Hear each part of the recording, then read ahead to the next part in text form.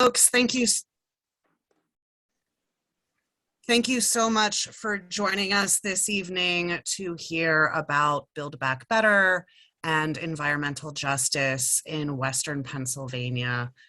We are glad that you've joined us tonight. We're going to give it some time for folks to be joining our Zoom. We are glad that you've joined us tonight. And please, if you have any questions for Congressman Lam or State Representative Austin Davis as we go through this evening's program, please feel free to put your questions in the chat box. We also have people on standby in case you are having any technical difficulties or anything like that. If you do not want your face shown at all, we are recording this evening's event and streaming it live on Facebook. So please, if you do not want your camera on, please go to the lower part of your Zoom screen and feel free to click stop video. If you do need to rename yourself or would like to pin your screen in a certain way, please know that you can do that using the 3 dots in the picture of yourself to hide your self view, to rename yourself, and then in the upper corner you can adjust. You'll see a view box and you can adjust if you see a gallery, and you can also shift your Zoom screen around. So again, thank you everybody for joining us this evening. We will kick it off here in just a minute or two. And we are recording this and streaming it on Facebook, and we're very excited to be talking with Congressman Conor Lam and State Representative Austin Davis about Build Back Better and environmental justice in Western Pennsylvania. So we'll give it just a couple more moments for people to join this evening. And we're also joined tonight with our partners at EDF Action. They are one of the partners for conservation voters advocating for real change in doing something about the climate crisis here in Pennsylvania and the country with us here at Conservation Voters. So we'll give it just one more minute here while folks join. If you do have questions about Build Back Better and environmental justice, again, please put that information in the chat. And we also have folks ready to help you if you're having any technical issues. See, we are just at about time. I'm not seeing many other folks join in. So Cameron, if you could stop sharing the screen and we'll see our wonderful participants here. Hello, everybody. I am Katie Bloom. I am the political director for Conservation Voters of Pennsylvania. Conservation Voters of Pennsylvania is the statewide political voice for the environment. And we do what we can to make sure that we have pro-environment elected officials and hold elected officials accountable. We are the state affiliate of the National League of Conservation Voters. And both the National League and Conservation Voters of Pennsylvania, we do put out a legislative scorecard that will tell you how your state elected officials, or at LCV, your national elected officials vote on the environment. And you can check that out on our website and the LCV website to see where your elected officials are on the environment. And what I do want to do is pass it over to our friend from EDF Action, Dina Puglisi, to talk a little bit about EDF. Sure. Thank you, Katie. Hey, everyone. So first off, I did want to thank the Conservation Voters of PA for hosting, and I want to thank Congressman Lam and State Representative Davis for joining this really important discussion. So climate change, it's here and it's impacting our communities. That's why we need our local, state, and federal governments to take action now to tackle this challenge head on. And Congress has a real opportunity to do just that. by passing the largest, most comprehensive, and truly historic climate legislation this country has ever seen. First, the House voted for a bipartisan bill that will make necessary investments in our climate and our communities. And a special thank you to Representative Lam for your contributions to this important legislation, including pushing for the inclusion of the Civilian Climate Corps, which will build up a workforce to support the economically more resilient and healthy communities. And now it's time to finish the job and pass bold climate and clean energy solutions that are in the Build Back Better Act. It is with the Build Back Better that we can make the progress we need to accelerate our transition to a clean economy and serious investments in clean energy and electric vehicles. All of these investments will also create good paying jobs for our state and country while reducing harmful climate pollution. So our volunteers at EDF Action, we've been making phone calls, attending events, writing letters to the editor and messages to advocate for real and ambitious climate action. We're very thankful for both State Representative and Congressman Lam, your support and your leadership on these critical issues. And we look forward to passing the legislation that will boost our economy and protect our environment for generations to come. Thank you. Thank you so much, Dina, for joining us this evening. So the first person I'm going to slide this over to is going to be State Representative Austin Davis. Austin Davis serves in the Mon Valley in the 35th Legislative District in Allegheny County. He is currently serving as the chair of the Allegheny County Delegation and vice chair of the House Democratic Policy Committee. He also serves on the Appropriations Committee, Consumer Affairs, Insurance, and Transportation. He's also a member of the Pennsylvania Legislative Black Caucus, the Climate Caucus, and the PA Safe Caucus. Representative Davis, thank you so much for joining us. I'm going to pass it over to you for some remarks.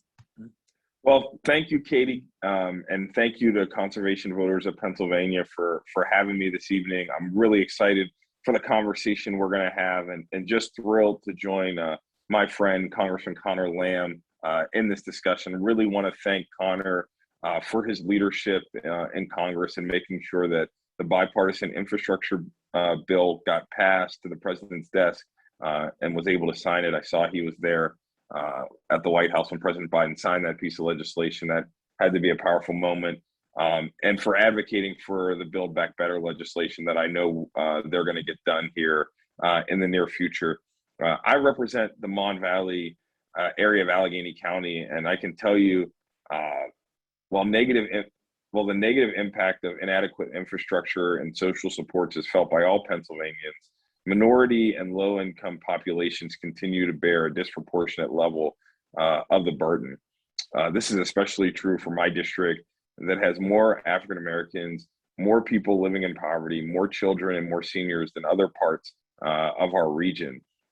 Environmental issues like air pollution and poor water quality have persisted in communities like mine for generations and are only made worse by social issues such as racism, childcare, healthcare, and economic inequalities that we face every day. Particularly as it relates to healthcare and environmental justice, the racial and ethnic disparities in healthcare access that have existed for decades have only been exacerbated by the pandemic. These same disparities exist in access to clean air and water as pollution levels vary widely between neighborhoods. A big contributor to chronic health issues and poor health outcomes is poor air quality, something that has been a fact of life for Mon Valley residents for decades. I grew up as a young person who struggled with and still continues to struggle with asthma, and I believe that's a direct result to the poor air quality we've had in my region. 1/3 of Mon Valley residents live in environmental justice communities, and over 40% fall into groups considered vulnerable by the EPA. Access to healthcare for pollutant-related health problems is an issue for many affected county residents, and 14% of African Americans in the county reported not seeking healthcare in 2018 due to the cost. Western Pennsylvania's history as an industrial center has resulted in numerous sources of pollution, and the consequences of which hit our low-income and minority residents the hardest. It's clear that issues occurring within the environment, our infrastructure, and our social safety nets are deeply interconnected, and solutions that address all of them will have the greatest impact. The recently passed bipartisan infrastructure legislation makes long-needed investments in our roads, bridges, and our climate infrastructure that will benefit our region and our Commonwealth for decades to come. Our public transportation system, used by a large number of low-income and minority commuters, are old and worn, and our broadband network is insufficient for the education and employment needs of today. This money and the accompanying agenda will go a very long way for our older cities and communities that, like the many communities that make up the Mon Valley, which I represent. However, these investments alone will not fix many of the deficiencies that have plagued our disadvantaged communities. For the infrastructure bill to have the greatest reach and truly enhance our environmental justice initiatives, it needs to be followed by President Biden's Build Back Better legislation. And I'm excited for the day that we see that get across the finish line. So I think we're at a pivotal moment, and I look forward to being a strong partner at the state level as we work to drive out these federal dollars, and quite frankly, carry our portion of the burden to make investments in our community. I think not just at the federal level, but here in Pennsylvania, we have long deferred making investments in our infrastructure and social safety net systems, and it's past time that we make those investments, because we're not just investing in systems, we're investing in people and Pennsylvanians. So again, thank you. I'm thrilled to be here, and I look forward to the discussion we're going to have over the next hour. Thank you. Thank you so much, Representative Davis. People might be wondering, why do we have a state legislator and a federal legislator with us? And that is because anything that happens at the federal level is going to come back to the states and localities, whether it be in grant programs, direct dollars, et cetera. So we really wanted a full, robust conversation here tonight. So thank you for lifting that up, Representative. I'm going to pass it over now to Pennsylvania Congressman Conor Lam. He represents Pennsylvania's 17th congressional district, which includes parts of Allegheny and Butler counties, as well as Beaver County, around the Pittsburgh region in Western Pennsylvania. He was previously, before serving in Congress, was an assistant U.S. attorney in the Justice Department's Pittsburgh office, where he prosecuted violent crimes and drug trafficking, and helped establish that office as a leader in the fight against the heroin epidemic. He is also a United States Marine who served on active duty from 2009 to 2013 and went on to become a major in the United States Marine Corps Reserves. Some of his priorities include Social Security and Medicare, as well as fighting for good jobs and strong unions. So, Congressman Lam, welcome, and thank you for joining us tonight.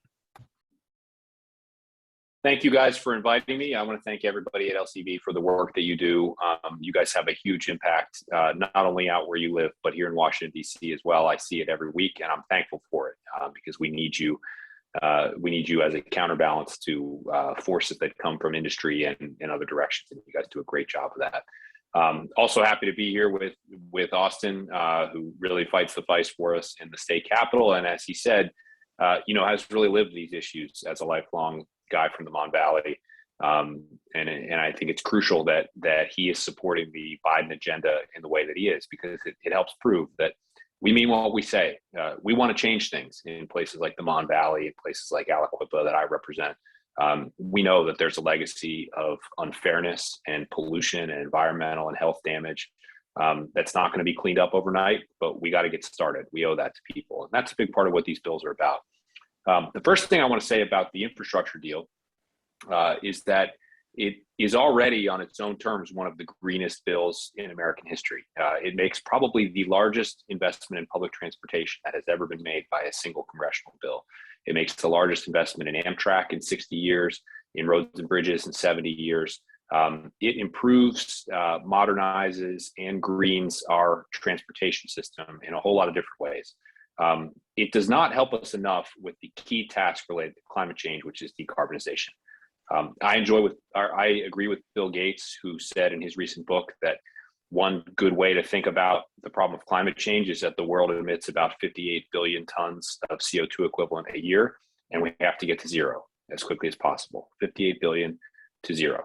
The BIF on its own does not get us nearly enough of the way. That is why we need Buildback Better, which has much more targeted provisions to address CO2 emissions, methane emissions, and similar across the board and across sectors. So not just in transportation, but in manufacturing as well. So BBB, we think, is going to come up in the House tomorrow, Friday, Saturday, and I think we're going to pass it, and then we're going to have, we're all going to enjoy the task of trying to push it through the Senate in whatever way we can. But that's what we're all working hard for here. If I could highlight, a couple of things that I think are really significant from a climate and environmental perspective in Build Back Better, and I think we're going to talk about this in the Q&A, so I'm ready to answer anything you want.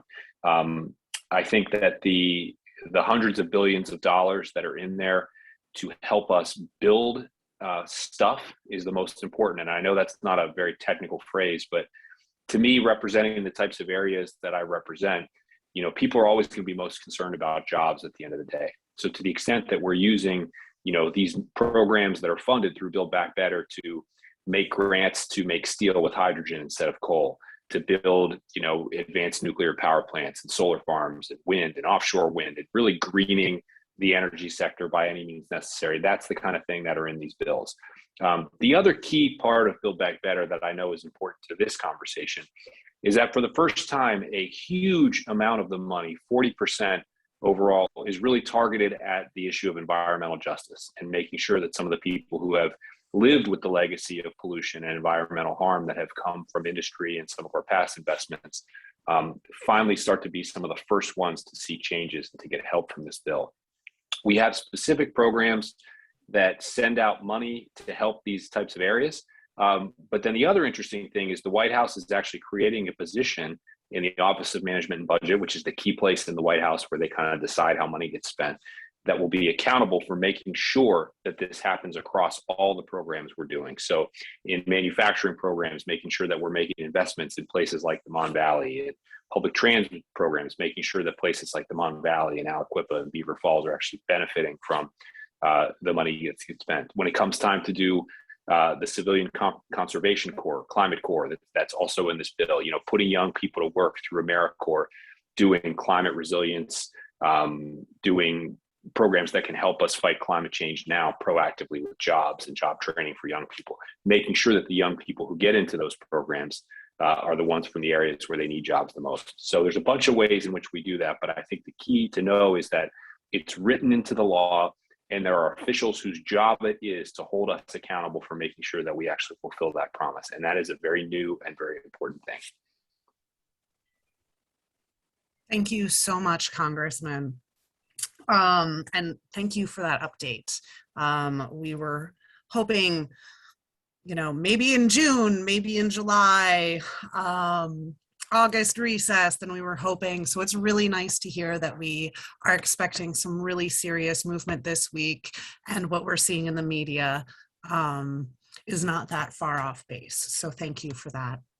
To go into some of the questions, and I do want to remind folks that you are welcome to put questions in the chat, and on the back end, folks will get that to me for some questions for the representative and congressman. We do have some pre-submitted questions. Congressman, you had brought up that at least 40% of the funds would be invested in disadvantaged and underserved communities. And I was curious, and thank you for mentioning OMB there and their administration of these funds. Representative Davis, how can you see that kind of investment positively impacting your community in the Mon Valley and other communities in Pittsburgh when we know that the air quality is so terrible there? Yeah, I mean, so one, I think it could go towards targeting to help reduce emissions at some of the plants that we're at. I think one of the false narratives that we get is a lot of times elected officials is that, you know, it's either you're for industry and anti the environment, or if you're for the environment and anti-industry. And I think there's a way we can achieve both. There's also there are a number of things particularly for us in the Lower Mon Valley about investing around. So clean air emission reductions for big polluters, but also how do we begin to transition from gasoline vehicles to electric vehicles? Transportation is a huge emitter of our pollution in our region, and we have to figure out a way to cut down on the number of cars on our roads. And so I think these funds will go a long way in trying to piece that together. Thank you. Could I add something to that real quick for it. you? Just, Yeah. you know, there's a lot of kind of moving pieces in Build Back Better, so I'll just try to address specific ones as they come up. But one of the innovative things that the bill creates is a $3 billion fund for what they call block grants. So anyone who's familiar with local government now has probably heard of community development block grants. It's federal money that goes to Allegheny County. And they get to spend it for specified purposes. But the strength of it is the local people kind of know how to spend the money a little bit better than people in Washington. This would create basically a $3 billion version of that, specifically focused on climate and environmental justice. So, you know, it's not going to be a bunch of people in Mount Lebanon, where I live, applying for it, because that's not the place that needs it. It's going to be places like the Mon Valley or Aliquippa that I keep mentioning. That can apply for a grant specific to the needs of their community. And that could be air quality in one community, could be water quality in another. And we haven't even talked about the lead pipe stuff yet, so we'll get to that with another question. But We will get there. You also mentioned the Civilian Climate Corps, and we know that Pennsylvania Senator Casey has been a big proponent of that on the Senate side, and we know this is going to have to go over to the Senate side.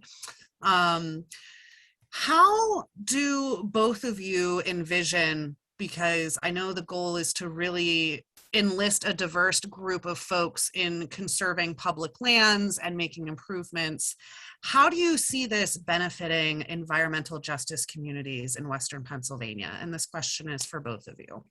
Yeah, well, so just real quick, I think the Civilian Climate Court has an opportunity to be a game changer in terms of environmental justice communities. There are about 20 community colleges in Pennsylvania will have the opportunity to benefit from these grants to develop and deliver innovative training programs and expand on proven ones. So I think it's really going to put us in a position to be environmental justice advocates and leaders, put them in a position to be really forward thinking in Pennsylvania and give us the opportunity to lead in this space in a number of ways. yeah, and I would just add that I think one of the strengths of the CCC proposal as it exists now is that it would mostly be done through the existing AmeriCorps program. And those folks know how to target some of the most needy communities, at-risk communities when it comes to social metrics. You know, they kind of have these two sides to AmeriCorps now, where there's a bunch of people working in like state and national parks, and then a bunch of people working in inner cities and places where they need help in the schools. And this sort of would fuse those two populations in a way that I think they are uniquely capable of doing.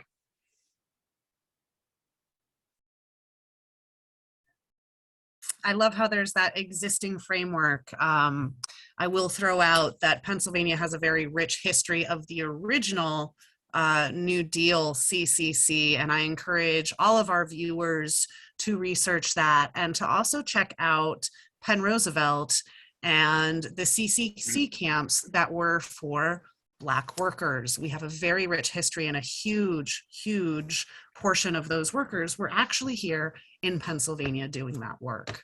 The next question kind of goes back a little bit to transportation.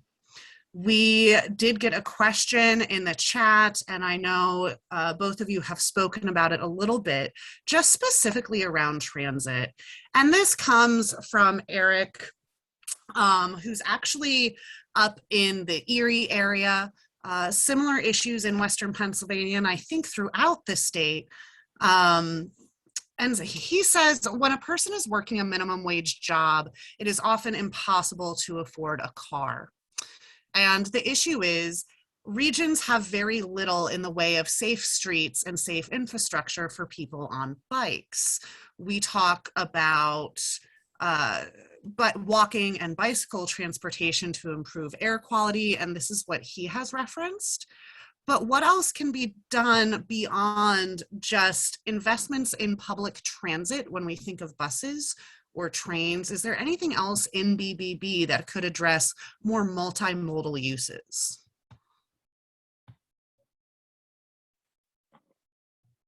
I don't know that it is addressed as much as you would like in either the infrastructure bill or Build Back Better. But there are a lot of passionate people in Washington who think that we should, for example, tie Department of Transportation grants to the grantees' ability to show that they're incorporating bike infrastructure. And before the bipartisan infrastructure bill came along, we had a more partisan Democratic version here in the House that had exactly those types of provisions in it. We couldn't get enough votes for that kind of thing in the Senate, which is why we ended up with the bipartisan version, not the Democratic version from the House.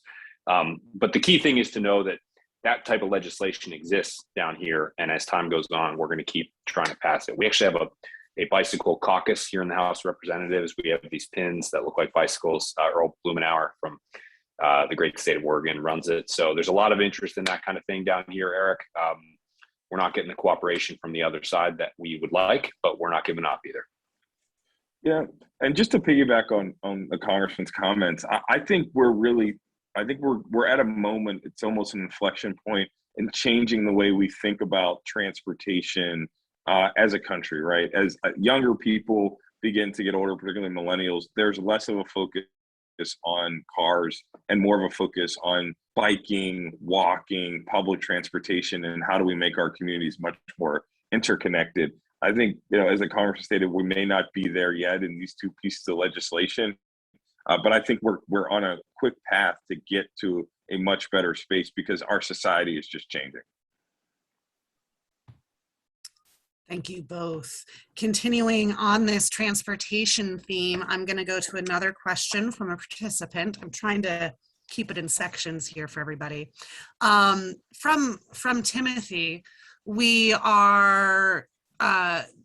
he is very interested in Hyperloop transportation technologies, and Congressman Lam, I know you're really interested in new technologies and manufacturing as well. And there's non-traditional transportation funds in the infrastructure bill. Can we make some Hyperloop transportation a reality? What can be supplemented through even electric infrastructure investments through either of these packages moving through DC? Yeah, it's a good question. I think I'll answer it this way. We have given both the Secretary of Transportation and the Department of Energy and some of the receiving states, flexibility to innovate some of this funding.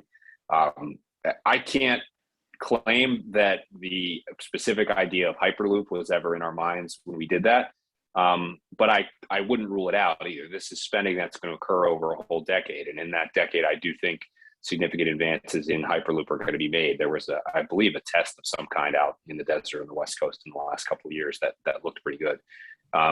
So I would say it probably remains to be seen, but it's an area of a lot of interest down here. I think that as far as innovation goes, the more practical reality at this point is probably there's going to be a lot of focus on building out the electric vehicle charging network, and then at the same time strengthening and expanding the capabilities of the electrical grid to meet that. Because as we decarbonize heading toward 2030 and then 2050, we're going to need more electricity, not less. It has to be more electricity made with less carbon. And so that's a big chunk of the spending in these bills has to do with just sort of building out that bare bones system that we're going to need in a cleaner way.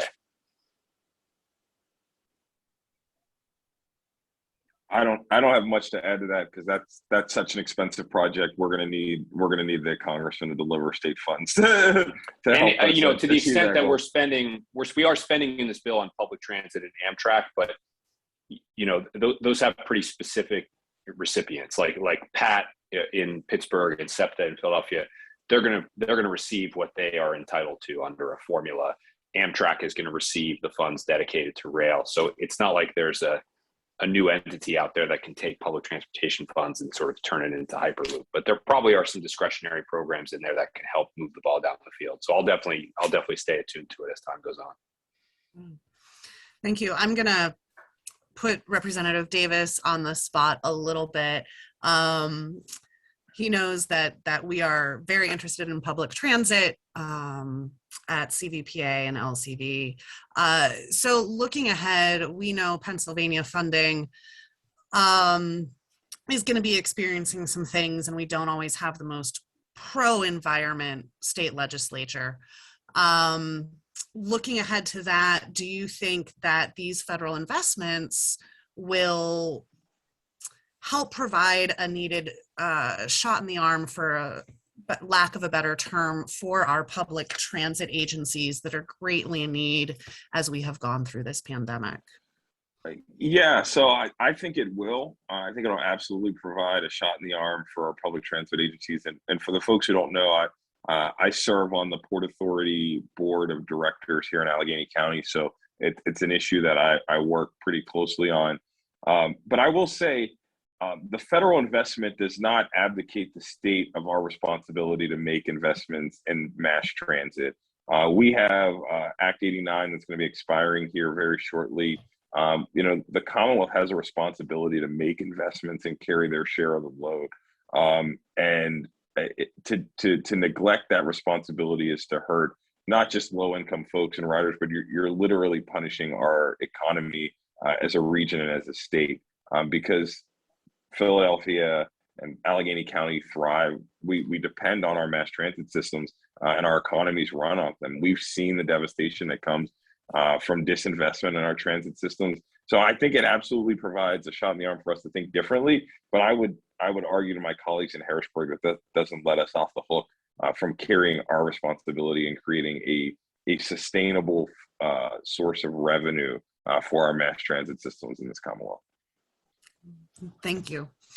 Our next question here is still consider, there's so much transportation. Everybody's interested in transportation.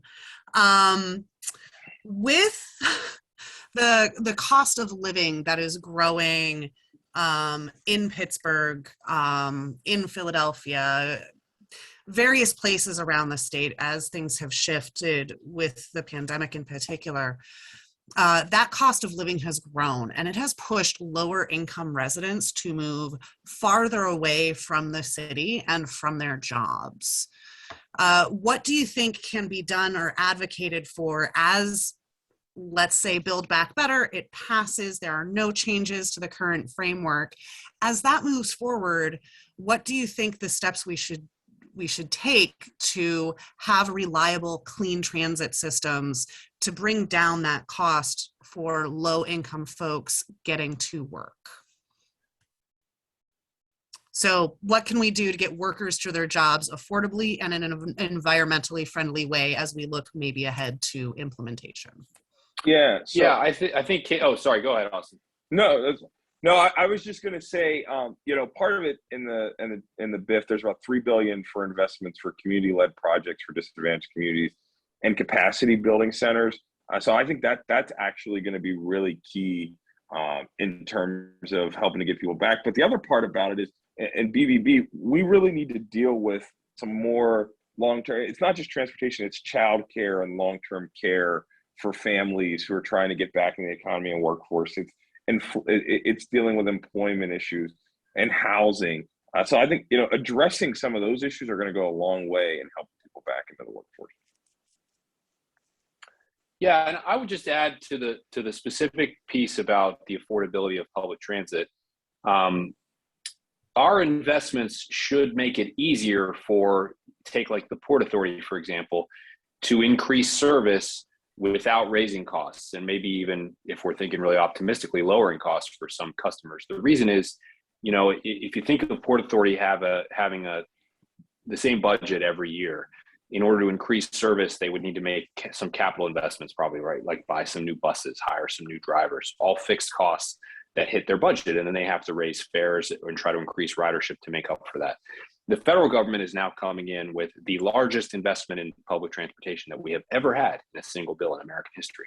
So we're going to be taking some of those capital expenses off of Port Authority's budget, or at least adding to their budget to make those types of investments, which should then allow them to reach more riders, right? If they're doing their job, they're going to come further into your neighborhoods more often with buses, with trolleys, with trains, whatever it is. And that should help the overall budgetary picture and allow them not to charge you as much. They should be doing that as well, according to this bill and the types of things we're targeting, with clean technologies. So when they buy those buses, the whole idea is that they're going to buy electric buses, or at least hybrid buses. The president made a big example in his speech about school buses that are clean and electric, specifically to try to help kids from getting asthma. There's a pretty well documented practice of kids passing back and forth in front of bus tailpipes every day and developing asthma and other irritations as a result. So I do think that our investment will help infuse some capital in these agencies and allow them to offer you more without you paying more. Thank you both for that response. The next question I have for you, and I think this is the last transportation one before we move on to other topics.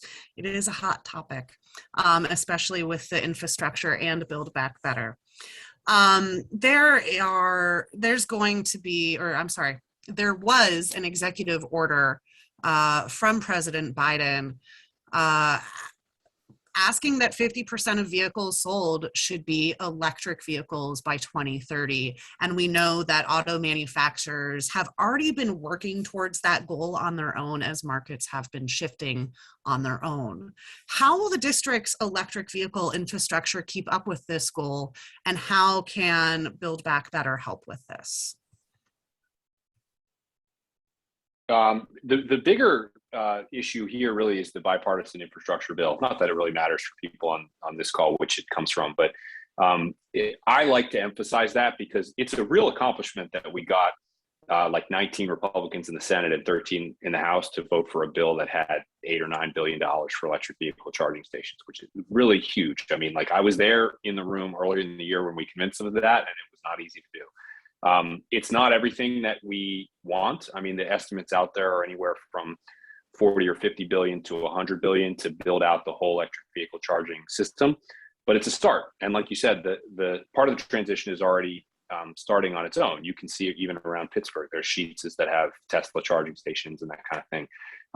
But it's very scattered. And what they say is that the obstacle to getting people to buy electric vehicles partially is price. But then part of it is what they call range anxiety. People worry that they'll get too far away from the charger at their house or the nearest charger at a gas station and they'll be stuck. So the quicker that we speed up the build out of these chargers, I think 500,000 is the number we've been using as the goal. The more you'll get people into that market more quickly, the more you can then bring down the price of electric vehicles because they'll be more common. And the key is that's a huge jobs generator, is all that build out. The IBEW already has in its apprentice program training to learn exactly how to build those. So once the funding comes, it's already a union job from the jump. You don't have to worry about who's going to get those jobs. It's going to be people that live by us and are going to be building the ones that we have. So it's a great investment overall. It's going to speed things up. I don't know that anyone can answer exactly by how much, but it's better than nothing, which is what we had before. Representative Davis, throwing that over to you. Timothy, and thank you, Timothy. You've got all the questions tonight, and it is great. Thank you for being so engaged. The money for the EV charging is one thing, and building out that infrastructure and those grid improvements is one thing. And Representative Davis, this might be a little bit more for you, but how can we get municipalities and commercial property owners to install? We're getting all of these funds into Pennsylvania. How do we get them to install these charging stations or expand what they already have? What can the state do to help facilitate that?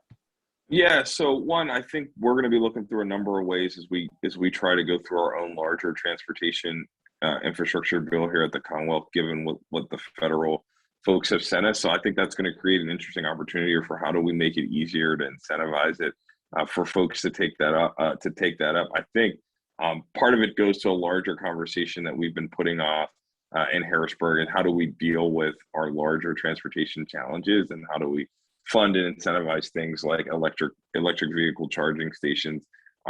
And so I think that's going to be, I think that I'm going to have to put a pin in that and think that's going to be a to be determined conversation on how we incentivize that. But I think we look forward to having a broader discussion with labor, with industry and communities about how can we come up with the best way that incentivizes these types of charging stations. And quite frankly, in communities that would most likely be last to get them in a lot of ways. Thank you. If I could just add one little piece there, I think it's important for people to know, what we were told as we were putting the bill together on this specific point. Sometimes you'll hear from people, why does the government need to spend money on this at all? I already see Tesla charging stations out there. It's already happening. The comparison that people make to when we built out gas stations in America in the early 20th century, it took about 50 years to go from zero to a fully built network of gas stations across the country. And particular to the issue of climate change, we don't have 50 years to wait for a similar transition. And so, whether you're in Harrisburg or anywhere else and someone raises that, that's a good test for whether these people are committed to actually making it happen and taking on climate, or if they're just sort of using that as a talking point to shield from doing anything. Because I don't know anyone who believes in climate that thinks we have 50 years to wait to build out an electric vehicle charging system. We don't. And that's why the government has to be involved to speed it up. Excellent point, and thank you so much for lifting that up. Moving a little bit away from transportation, there are going to be, we're talking about environmental justice, legacy pollution in communities, as well as extreme weather, especially impacting some of our poorest communities around the state and in Western Pennsylvania, Allegheny County. There's a lot of flooding and mudslides. How will Build Back Better keep our communities safe from these events and the impacts of climate change that is continuing to cause destruction?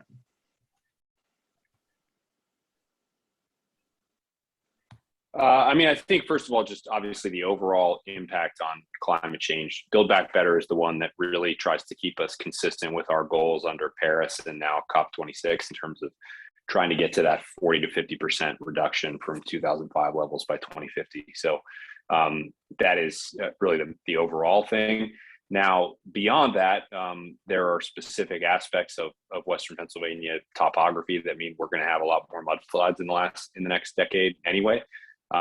So I think that's where some of these targeted grants that go to localities, whether it's under the environmental justice framework or just some of the Department of Transportation grants that they give out anyway, some of the stuff that's available through the EPA can really help our region make the investments that are unique to us. The East Coast has this problem of too much water. The West Coast has this problem of not enough. So our needs and the kind of projects we're going to do with federal money are going to be different. And that's the kind of flexibility that's built into this bill. Representative Davis, is there anything DEP is doing to keep track of some of these weather events or anything like that and the damage that it causes, or PennDOT, so these things can be tracked so communities can apply for funds? Is there anything? Yeah, so to be honest, just to be completely clear, I think the DEP would like to take a much more proactive role in climate change in our Commonwealth. But the reality is it's an underfunded department. It's literally been gutted. I think if you look at where it was 10 or 15 years ago, the department is probably half the size of that. So the best thing that we can do is start investing in that department and building it back up. And we have seen continuously under the Republican leadership in the General Assembly an unwillingness to make investments in the DEP, because quite frankly, those folks just don't believe in regulation. They don't believe climate change is real. And so that is a significant battle that we're facing on the state level. So I'd love to tell you that they're doing more. I would argue that they're probably not doing nearly as much as they would like to do, but they're doing what they can with the resources that they've been given. Thank you. Hey, one more thing I wanted to mention. Sorry, I keep jumping back in, but as I told you, these bills have so many things in them. One of the things I was really proud of in the infrastructure bill, the bipartisan one, is we have a huge price tag on water infrastructure in there. It's like $55 billion, which also is, I know it's hard to keep these numbers in perspective, but that's also record level. That gets talked a lot about, the lead pipe removal and what we can do in all these different cities to replace the lead pipes. But it is also for that very common Pittsburgh problem of combined sewer overflow. So helping to rebuild and redesign those systems. I know landslides can have their own causes, but you also have this issue of sewer overflow on hillside communities or down into places like Sharpsburg that I represent that are at the bottom of hills along the river. And rebuilding those systems can be a really important thing to do, in the face of all these serious rainstorms that we're having. Yeah, speaking of sewer overflow, sewer and water systems, I want to say 80%, and I might be getting that percentage a little bit incorrect. 80% of Allegheny County water systems have lead pipes. So with that, what will the Build Back Better Act do to help with President Biden's goal of funding the replacement of all water lines, lead water lines in this country? It basically just pays for it. I mean, there's not really a more fancy answer than that. It creates a direct funding stream for cities and localities and water systems to go in and just do that work of getting it out. The goal is every lead pipe in America removed. There's some debate about whether the money we provided actually gets you every single one, but it gets you a really far way, and we can always go back and give more as time goes on. Yeah. What systems are, assuming this might be similar to the American Rescue Plan allocations, especially in terms of water systems because of municipalities. Representative Davis, how would you envision this working the best for the communities that you represent there on the ground to get these lead pipes replaced? Yeah, so, particularly one of the problems that we have, it's the infrastructure is so old, and in many of the communities that I represent, they just don't have the capacity to deal with it. So what we've been seeing, many of these public systems over time have just been forced into privatization because many of the municipalities can't afford to make the upgrades, they don't have a tax base that can support it. So they sell to these larger private companies. So I think the funding goes a long way in making some of these replacements. I think we've had a significant amount of unfunded federal mandates over the years to deal with some of these sewage and wastewater systems. I think we're making huge progress in Pittsburgh. We're going to be beginning to take the raw sewage out of the river. That's been a problem in Pittsburgh for generations. So, I think figuring out a way to get the lead out, but it is a symptom of a much larger problem of many of these communities haven't adapted to what their current state is, and they're dealing with infrastructure projects and systems that are quite frankly generations old, and figuring out how to respond to the problems of today. Thank you. The next question I have for you, as we are getting closer to time here, I have 3 more. There are local organizations and movements who are already fighting environmental injustices. How will the Build Back Better Act build on their work, and will they be treated as collaborators in the process? Yeah, I think the simplest answer there is probably that $3 billion fund I was talking about that provides block grants, because it's not only limited to like local governments, it also is inclusive of, nonprofit community organizations. And so they're going to have the opportunity to apply directly for funding to support their work. Thank you. These bills, there's going to be hopefully some innovation in clean energy to address some of these root causes of climate change.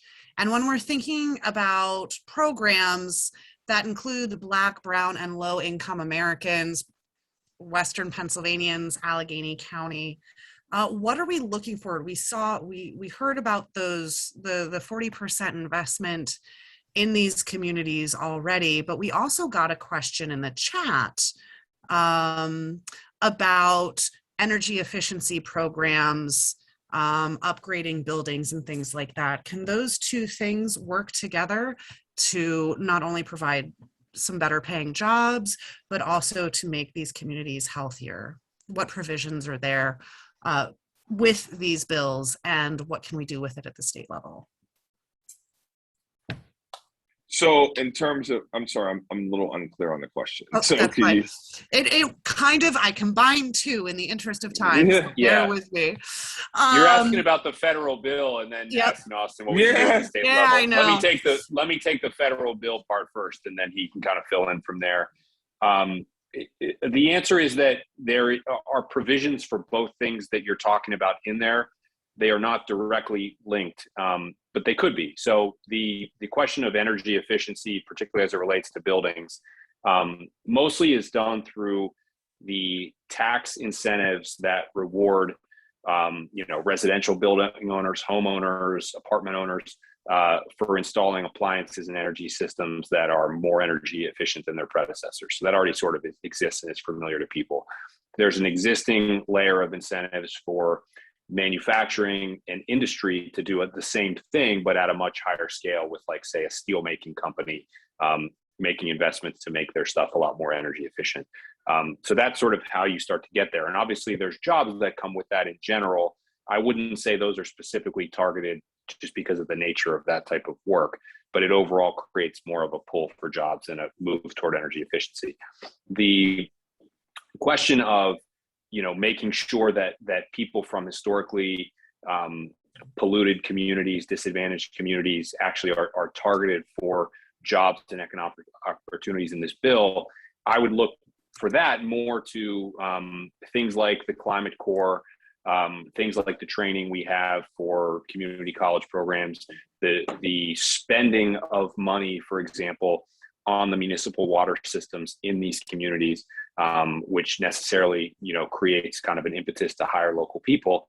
And I would also say, a lot of the most locally active groups, one of the ways they can be active, in addition to applying for funding themselves, is to really be watchdogs of their local government entities, their water authorities, their county governments, on who are you hiring to do all this work with federal money? Are you making sure that it's a labor union that hires local people and hires people that look like us, as opposed to some contractor who's bringing people in from 2 hours away?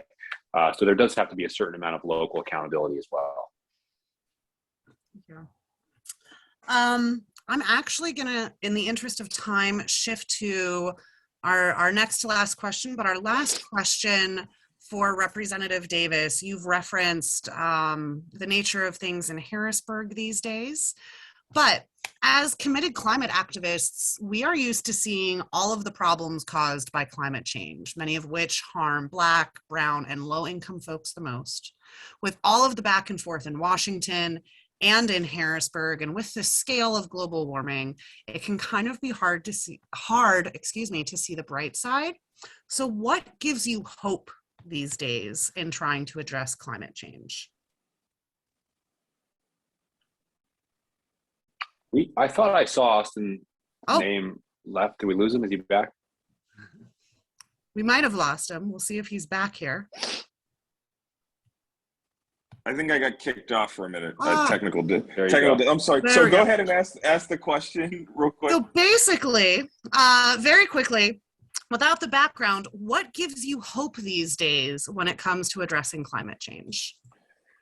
Well, to be honest, I'm hopeful that we have President Biden in the White House and a Democratic Congress backing him up. And I'm hopeful that we can expand those majorities because the reality is we're at an inflection point and we really can't afford to go backwards.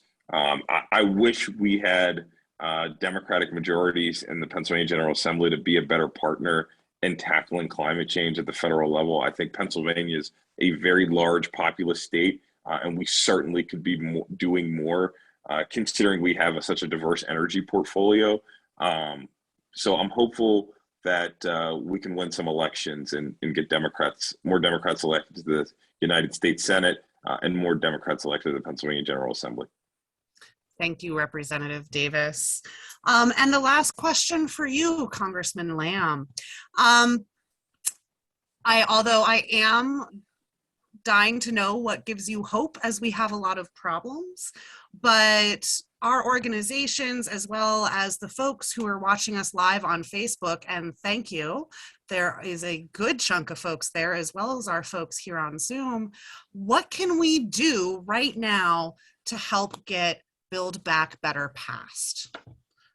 Yeah, good. I'm glad you asked the question that way, because when I heard you ask about hope, I flashed back to my Marine Corps training, in which they drilled into us that hope is not a strategy. What we need is a strategy. And Build Back Better is a big part of that strategy. So look, there have been a small number. We know this is going to be a partisan vote on Build Back Better, at least in the House, but I think on both sides, Senate and House. There have been a small number of members of the more moderate variety who have expressed doubts about Build Back Better. Obviously, being in touch with none of them are Pennsylvanians, but being in touch with them or their offices is always a good use of your citizen time to advocate for that bill. I think spending time on the senators is probably more important, because I really feel pretty confident we're going to get this bill through the House. And then from there, the real key, and I started to touch on this a couple minutes ago, is real local oversight and accountability of how the money gets spent. You know, we can authorize and lay out this great strategy of all the things that we're going to do. But the other thing they say in the Marine Corps is that supervision is the most important step when it comes to leading troops. Supervision is everything. So you guys who are close to the ground, you're going to know when Allegheny County or the Port Authority or Alcosan or some entity receives a slug of federal funds for Build Back Better. And we have to be asking questions to make sure it really is serving the environmental and climate and environmental justice goals that is intended to serve. Thank you very much for that. We are just about at time, and I just want to give a really big thank you to our partners at EDF Action. We're going to drop in the chat here a link to some actions that you can take to do what Congressman Lam just said. Let's start contacting some folks to make sure this gets over the finish line. Conservation Voters of Pennsylvania and our partners at National League of Conservation Voters, we also have actions, and we will be making sure that those links get dropped here in the chat for you as well.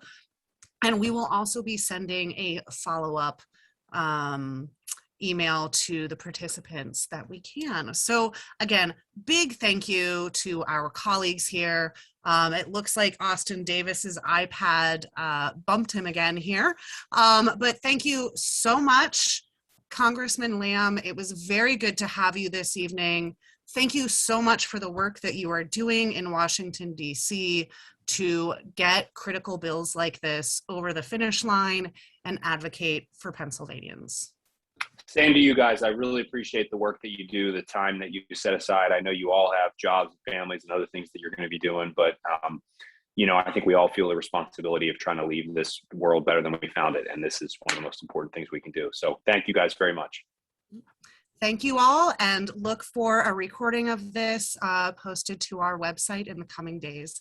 Thank you, everybody.